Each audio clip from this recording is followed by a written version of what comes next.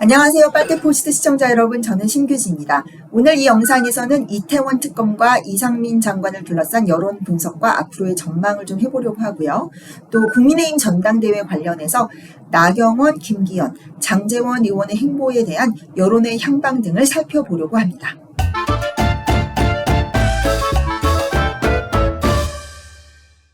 첫 번째로 좀 이제 짚어볼 것은 이태원 참사 관련한 이상민 행안부 장관 사퇴 관련한 여론이 아주 급박하게 반전을 보였다라는 것이죠. 11월에 실시된 여론조사들이요. 그 참사 직후에 실시된 여론조사에서는 이상민 장관 사퇴 여론이 찬성이 60%가 더 넘게 나왔었습니다. 그 말인즉슨 국민의힘 지지자들, 윤석열 대통령 지지자분들 중에서도 이런 참사에 대해서 법적으로 문제가 없더라도 도의적으로, 정무적으로 주무부처의 장관이 물러나야 되는 것이 아니냐라고 하는 의견들이 꽤 많았다는 거죠. 특히 좀 나이 드신 분들은 아무래도 좀 책임감을 중요시하잖아요. 체면도 중시하시고요. 또 당내에 비토 세력들, 유승민, 이준석 이런 사람들뿐만 아니라 약간의 그런 이재호 같은 원로들이라던가 또 지금 안철수 의원, 안철수 권은희 그쪽 사람들도 사퇴해야지, 그런 식으로 윤석열 정부를 흔들려는 그런 발언들을 많이 했고요. 지금 또 안철수 의원 그 참모로 가 있는 선거 캠프에 가 있는 김영호 의원 이런 사람들 이상민 장관은 물러나야 된다. 진중권, 금태섭 그런 식의 텐선비적인 그런 기질들이 보수에 많았기 때문에 이상민 장관 사퇴 여론이 굉장히 많았었습니다. 그런데 이것이 되게 급박하게 반전된 것은 더 고무적인 거는 그 젊은 세대 20대들이 굉장히 그 이태원 참사를 감정팔이로 또 정략적으로 이용하는 것에 거부감을 느끼고 있다라는 거예요. 20, 30대들이 그런 60, 70대보다 60, 70대 어르신들보다 이상민 장관 절대 지켜야 된다. 저들의 그런 정략적인 것에 넘어가면 안 된다라는 것에 더 지지를 보내고 있다는 점이 참 고무적입니다. 20대들은 이상민 장관 사퇴하지 말라라는 게 60%에 육박하고요. 문재인을 처벌해야 된다. 문재인 사법 절차로 책임을 물어야 된다도 61.8%. 네. 그러니까 KBS 여론조사가 그 한국 리서치 여조가 면접 조사이고요. 또 좌파들의 그 샘플링이 다른 여조에 비해서 좀 더 높게 된 것 같다라고 제가 분석해 드렸는데 그런 점을 감안하면요. 이미 이태원 참사 선동은 굉장히 망했다라고 볼 수 있고 또 그 유가족들의 행태가 굉장히 좀 합리적인 모습에서 많이 벗어나 있기 때문에 그런 점에 있어서도 중도층들이나 일반적인 국민들 그리고 젊은 층의 반감을 많이 불러일으키는 것 같습니다. 정말 되게 애도하는 마음이 들다가도 저런 식으로 민주노총 가가지고 윤석열 정권 흔들어 달라고 이런 식의 아주 노골적인 정치적인 행태를 보인다던가 또 말도 안 되게 지금 특검법 또 해달라고 해가지고 또 세금으로 어떤 지원을 받겠다라는 그런 의도가 뻔히 보이지 않습니까? 그리고 이재명하고 이제 결탁해가지고 이렇게 정치적인 모습을 보이는 것뿐만 아니라 너무 과도하게 마치 고인의 죽음을 이용해서 자기들이 뭔가 이렇게 또다시 완장을 차고 정치적 이득과 그런 어떤 금전적인 이득을 추구하는 그런 모습 때문에 사람들한테 많은 반감을 사고 있는 것 같아요. 그리고 이번에도 이상민 장관이나 예전 한독수 장관도 그 분향소 찾았는데 무슨 도둑 조문이라고 그러지 않습니까?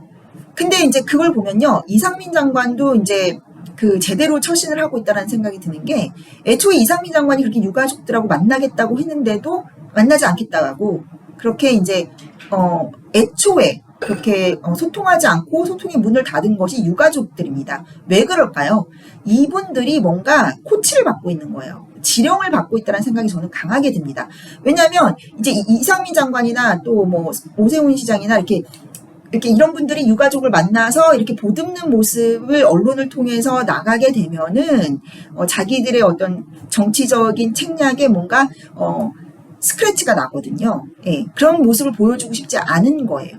뭔가 적대적인 그림만 자꾸 이제 보여줌으로써 자기들이 불쌍하고 정부가 우리를 외면하고 만나주지도 않고 그런 식으로 어거지를 이제 부리고 싶은 거죠. 그러니까 이상민 장관이 이제 또 찾아갔는데 뭐 도둑 조문이네 어쩌네 하면서 그러니까 뭘 다 계속 트집을 잡는 거예요. 뭐 정부의 사과를 가져오라는데 이미 정부에 다 사과를 했는데 그러니까 그런 식의 이제 책략이 정치적 책략이 이미 세월호를 겪어본 국민들에게는 너무 뻔히 보이는 거죠.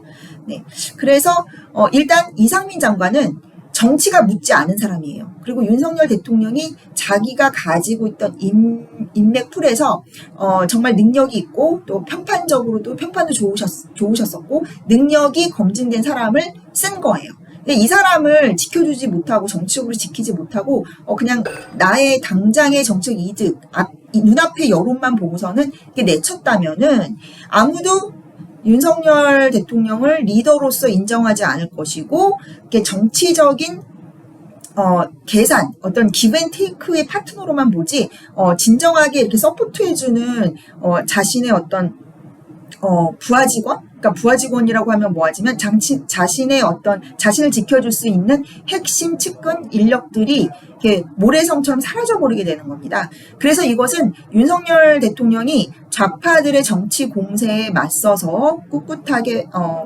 이제 법치적으로 맞서가지고 자기가 믿을 수 있는 그런 핵심 측근을 지켜냈다. 정치적으로 승리했다. 그리고 이태원 선동이 먹히지 않았다.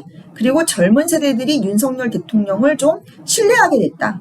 이 사람은 이 정권은 이렇게 여론이나 감성파리에 막 휘둘리는 사람이 아니고 자신의 원칙을 지켜내는 사람이구나 라는 확실한 시그널을 줬다. 그런 면에서 굉장한 의미가 있다라고 저는 생각합니다. 또 그뿐만이 아니라 뭐 특검하자 뭐 특별법 만들자 이거 다 지금 더 여론이 안 좋아요. 과반수 이상이 다 별도의 국정조사기구, 별도의 진상기구, 특별법 자체에서도 좀 반대하는 여론이 막 55%까지 나오고 있다는 것은 이미 중도층한테 이 선동이 망했다, 잘 먹히지 않는다라는 것을 드러내는 것 같습니다. 네, 이제 주제를 바꿔서 전당대회 얘기를 좀 해보려고 합니다. 김기현, 장제원의 김장연대, 정말 대성공을 거뒀다고 밖에 할 수 없는데요. 김기현 의원이 낮은 인지도 때문에 그 당원들의 그 지지가 높지 않았었고, 또 한편으로는 좀 약간 이분이 기회주의적인 거 아니냐. 예전에 이준석에 대해서 되게 우호적인 발언을 많이 했었기 때문에 이준석이라면 정말 알레르기가 있는 친윤 지지층, 윤석열 대통령 지지층으로부터 뭔가 좀 의심을 샀었죠.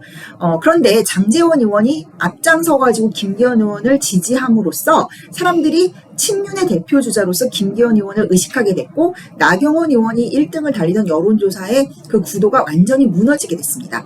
그리고 더 지금 김기현 의원이 스마트하게 잘하고 있다고 보는 것은 이제 김장연대를 부각하기보다는 이미 이제 판이 한 번 뒤집어졌기 때문에 좀 더 대세를 붙이기 위해서 좀 더 포용적인 거, 연포탕, 아주 정치적 레토릭도 정말 훌륭해요. 아주 좋은 캠페인 전략가가 지금 김기현 캠프에 있는 것 같습니다. 제가 전에도 말씀드렸지만 55, 60 그 대통령 지지율이 당 지지율보다 높아야 한다는 그 캐치프레이즈도 너무 좋았고요. 너무 클레버했고 이번에 지금 이대남한테 다가가는 전략 같은 것도 굉장히 유효합니다.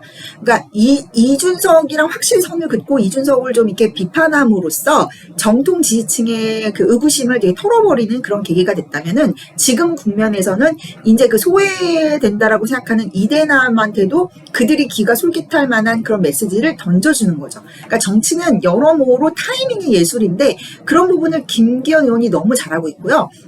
그리고 김기현 의원의 그 어떤 내실 있는 정치력을 알아본 윤석열 대통령의 안목도 대단하다고 할 수 있고 또 윤석열 대통령과 그 어떤 전국의 전반적인 상황을 기민하게 파악해서 이슈를 끌고 가는 장제원 의원의 정치력 또한 대단했다라고 저는 생각을 합니다.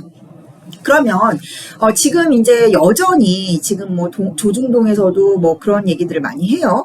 뭐 김장연대가 뭐 친윤 패권주의다. 뭐 그리고 이게 계파 갈등이 점점 심화되고 나경원 의원 같은 당에 오래 있던 사람들이 이렇게 소외되면은 또 다시 이렇게 공천 파동이 날 것이고 윤석열 정부가 흔들릴 것이다라는 비관적인 전망을 많이 내놓는데요.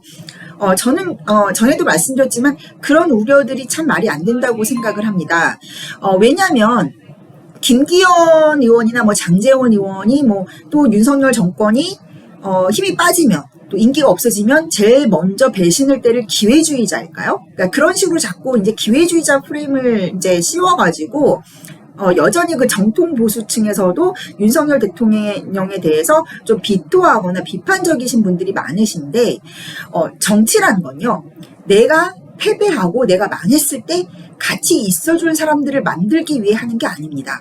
이 대통령의 정치라는 것은요, 이 패권을 항상 유지하고 주도권을 이제 잡아나가고 항상 그 당의 지배력 그리고 전국의 주도권을 놓지 않기 위한, 내가 주류가 되기 위해서 전략적으로 나에게 도움이 되는 사람들을 이렇게 만들어가는 그런 과정이 대통령의 정치입니다. 그래서 이 사람들은 실패하면 나를 버릴 사람이야. 그래서 애초부터 걸러내겠어. 그것은 패배자의 정치인 거죠. 예. 그런 사람들이 나한테 등을 돌리게 하지 않기 위해서는 항상 그래서 승리를 해야 되는 겁니다. 항상 이기는 정치를 해야 되는 것이고, 어떤 정치적인 힘이 있는 사람들과 계속해서 연대를 해야 되고, 계속 새로운 주자들을, 새로운 플레이어들을 발굴해야 되는 것이 대통령의 용인술이 돼야 된다 하는 것이죠. 그런 면에서 우리가 뭐 한동훈, 그리고 권영세, 뭐 원희룡, 그런 분들, 뭐 한덕수 이런 분들을 내각에 포진시키고, 또 이 여의도에서는 뭐 장제원, 권성동, 또 더 나아가서는 뭐 김기현 의원까지 이런 분들을 이렇게 발탁해서 쓰고 키워주는 윤석열 대통령의 용인수를 좀 한번 살펴볼 필요가 있습니다. 뭐 이분은 윤석열 대통령이 일단 합리적이고 능력 있는 사람을 되게 좋아하시는 것 같아요. 예. 합리적인 사람을 되게 좋아하고 탈이념적인 사람을 오히려 더 선호하는 것 같습니다. 그러니까 이상민 장관 같은 경우도 뭐 이분이 되게 뭐 우파에 있었던 분이 아니지 않습니까? 이분은 정치가 덜 묻은 사람이죠. 그러니까 윤석열 대통령이 선호하는 거는 정말 이렇게 자기 정치를 하거나 아니면 뭐 쇼를 하거나 뭐 자기 인지도를 높이기 위해서 직을 이용하는 그런 정치인들보다는 이렇게 묵묵하게 자신의 능력을 검증받은 전문가를 되게 선호하시는 거예요. 예. 그런 사람들이 사심없이 일할 수 있는 거거든요. 그리고 결단도 내릴 수 있고요. 그래서 이분은 또 그리고 싸울 줄 아는 사람을 되게 좋아합니다. 예. 그러니까 뭐 나경원 의원 같이 싸우지 못하는 이유는 자꾸 이렇게 적을 만드는 것이 두렵기 때문이에요. 그거는 정치인의 속성입니다. 그래서 좌파 언론들도 이렇게 맹렬하게 비난하거나 비판하지를 못하는 것이, 제 목소리를 못 내는 것이 그들이 자기한테 부정적으로 돌아서서 자기의 어떤 정치적 자산을 까먹을까, 그걸 걱정하는 거죠. 그래서 윤석열 대통령의 용인술은 일단 능력 있는 사람, 그리고 탈이념적이고 실용적인 합리적인 사람, 그리고 싸울 줄 아는 사람. 예. 그러니까 어떤 정치 세력과 싸우는 것이 아니라 반지성적인 거, 그리고 반법치적인 거, 그리고 여론몰이에 휘둘리는 거, 그런 것을 결단코 끊어낼 수 있는 사람을 선호하는 겁니다. 그래서 이상민 장관 같은 사람을 지켜주는 거고요. 정치적으로 자기가 보호를 해주는 거죠. 왜냐하면 그래야 그 사람들이 소신껏 일할 수 있기 때문입니다. 그래서 이런 측면에서 저는 그 나경원 의원도 예전부터 제가 정치적으로 그 보수의 자산이기 때문에 어느 정도는 이렇게 품고 지켜줘야 된다고 했던 것이, 나경원 의원은 나경원 의원대로의 정치적인 쓰임이 있어요. 그래서 정치라는 것은 타이밍의 예술이기 때문에요. 나경원 의원이 지금 상황에서는 추정협정을 좀 제안한 것으로 저는 보입니다.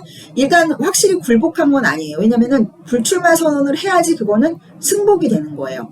그런데 지금 나경원 의원의 행보를 보면은 계속 자신의 정치적 미래, 자기가 정치적으로 챙길 것을 계속 계산하고 있는 거죠. 그러니까 이분은 어쩔 수가 없어요. 정치인이기 때문에. 그리고 뭐 대권까지 노리고 있는 있는 그 정도의 체급을 가진 정치인이기 때문에 이분의 행보는 뭐 윤석열 정권을 위한다 이런 것보다는 자기 자신의 앞으로의 정치적 입지가 더 우선되는 사람입니다. 그러면 나경원 의원은 순수한 친윤이 아니니까 버리고 내쳐야 될까요? 아닙니다. 전략적으로 이런 분하고 어떤 식으로든 뭐 연대가 됐든 아니면 기브 앤 테이크가 됐든 이 사람이 가지고 있는 정치적인 어떤 활용 가치가 있으면 잘 활용을 해서 이 정권을 탄탄하게 만드는데 전략적으로 활용을 해야 될 자산이라는 거예요. 그래서 제가 이제 이분이 출마를 막 한다 그러면은 윤석열 정권에게 불리하게 행동을 하는 거기 때문에 그때는 적군이지만 일단 지금 상황에서는 막 십자포화를 맞아가지고 나경원 의원이 여론적으로도 몰리고 해가지고 지지율을 떨어졌지 않습니까? 그러니까 지금 자기도 어떤 식으로 해야 될지 모르는데 나경원 의원이 지금 제일 좀 원하는 바는 자기의 체면을 세워주길 바랄 거예요. 그리고 퇴로를 열어주기를 원하기 때문에 지금 김기현 의원과 장제원 의원의 역할이 되게 중요하다는 겁니다. 그러니까 장제원 의원이 정말 전략적으로 윤석열 대통령한테 도움이 되는 사람이라는 게 예전에 안철수 의원도 단일화 협상을 이끌어낸 주역이었잖아요. 그래서 지금 상황은 또 지금 상황이 바뀌었어요. 나경원 의원하고 지금 윤석열 대통령은 약간의 이제 사격 중지, 이제 휴전협정 이 상황이거든요. 그래서 아마 제 생각에는 물밑에서 여러 가지 얘기들이 오갈 것이라고 생각을 하고요. 제가 단도직입적으로 말씀을 드리면 나경원 의원하고 대통령은 당은 윈윈할 수 있는 관계입니다. 그래서 유승민이나 이준석 같은 사람들하고는 다르다는 거예요. 나경원 의원은 기본적으로. 그러면은 둘이 다 윈윈할 수 있는 최선의 방향은 무엇이냐? 나경원 의원은 더 이상 때를 놓치면 안 됩니다. 이제 코너로 몰릴 대로 모르는데 마지막 이제 하나 좀 살아날 수 있는 거는 정치적으로 살아날 수 있는 거는 그 이봉규 선생님 말씀 같은 거 잘 들어야 돼요. 네. 그래서 뭐 이제는 확실하게 김기현을 지지한다라는 선언을 하고 불출마 선언을 하는 것이 나경원 의원한테는 베스트 전략입니다. 베스트 옵션입니다. 네. 왜냐하면 그냥 밍밍하게 그냥 불출마할래 그러면은 그냥 이 대통령이 무서워서 아니면은 친윤의 십자포화가 무서워서 깨갱하는 걸로 돼버리는 거예요. 네. 그러니까 모양새가 좋지 않아요. 아예 불출마를 할 거면 화끈하게 김기현 의원을 몰아주고 대통령에게 힘을 실어주는 그런 모양새를 보여야 나경원 의원의 존재감이 빛납니다. 그리고 왜 지금 상황이 마지막 그 타이밍이냐고 제가 분석하냐면은 안철수랑 김기현이 붙었을 때 양자 대결에서 안철수 의원이 지금 약간이라도 높다라는 식의 여조가 나오잖아요. 근데 지금 시간이 더 지나면은 김기현 의원의 대세론이 확 치고 올라올 겁니다. 예. 뭐 저번에 그 윤석열 대통령이 홍준표 씨랑 같이 붙어가지고 경선에서 맞붙였을 때 당원 선거에서 57%인가를 받았어요. 그러니까 과반수 이상을 윤석열 대통령이 받았기 때문에 그리고 그 후에도 윤석열 대통령을 보고서는 가입한 당원들이 훨씬 많습니다. 비중이. 그래서 도저히 지금 구도에서는 지금의 정치 지형에서는 안철수 의원이 김기현 의원을 결선에서 이기기 힘들어요.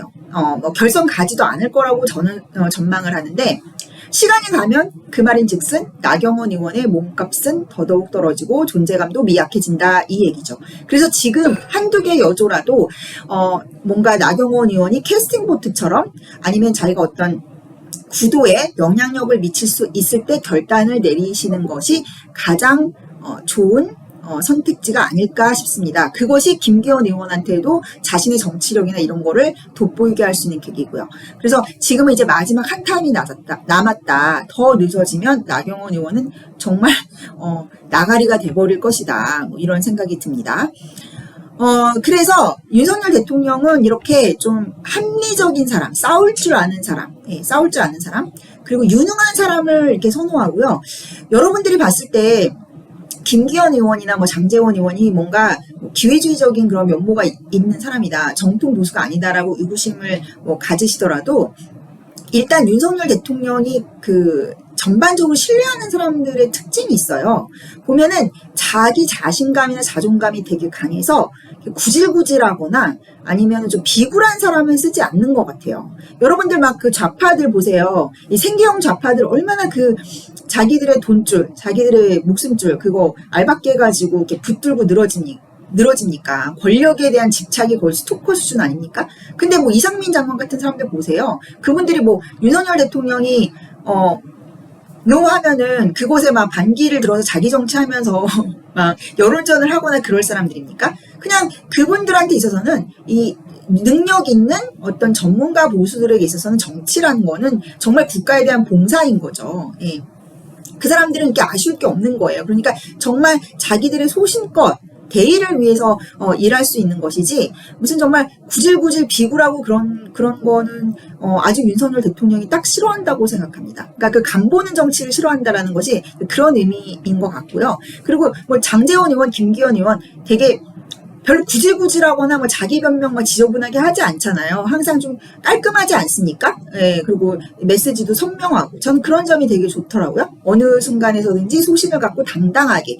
그러니까 그 기회주의자라는 그 비난의 이면에는 이분들이 굉장히 합리적이고 좀 열려있고 융통성이 있다. 이런 또 전략적이다. 이런 그 장점도 되는 거예요. 그러니까 기회주의자라는 것은 어떤 소신과 원칙이 없이 막 휘둘리고 조직에 해를 끼치는 것이 기회주의자지 그때 타이밍이 있어서 베스트 옵션을 선택하는 것이 기회주의는 아니라고 생각합니다. 예. 그리고 하나의 어떤 대의가 있는 한 이렇게 능력 있는 분들하고는 최대한 넓게 연대를 해야 이 정권이 탄탄하게 지지율도 올리면서 국정의 동력을 확보할 수 있다. 저는 그렇게 생각합니다.